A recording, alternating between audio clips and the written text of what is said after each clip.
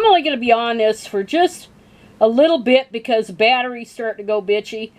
And some idiot woman got in trouble for punching a flight attendant because the flight attendant was merely trying to enforce the rules of the airline. And so that's one thing. But the thing that really kind of got my goddamn craw is that a lot of the comments were still using the insulting and outdated word stewardess to describe this flight attendant. That word has not been used by the airlines anywhere certainly in the United States for at least 45, 50 years. Because it was rightly seen as an insult to the women that are in that field. That they were thought of as nothing but sex objects, fly me, coffee, tea, or me, that kind of horse shit. And they had to have weight restrictions, and they couldn't be married, and all this other crap. And I'm old enough to remember that crap. I'm old enough to remember the lawsuits these flight attendants filed against the airlines. So the term stewardess is an insult. It is a total insult to flight attendants. Also, it's not accurate because a sizable percentage of people who are flight attendants are men. And they're not stewardesses, they're not stewards.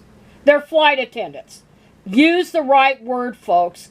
Don't use demeaning, derogatory words to describe a female-dominated occupation. Now, I know there's waitress, there's actress, there's some that still have the ESS word. But wait staff, yeah, that's more common now. Or food server, we've had those words. Actress is still commonly used. And although a few actresses use the word actor to describe themselves, but we need to just get away from the insult. But stewardess definitely is a no-no. That has not been used for decades in the airline industry. So people need to just, just knock it off. Quit trying to insult women who are trying to do a job, and it's a life or death job.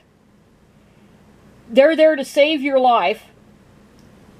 And quit treating them like they're the goddamn hired help. Just call them by what they are. They're not stewardesses. And that's about it for me on this. This sticks in my craw every time I see an insulting word used.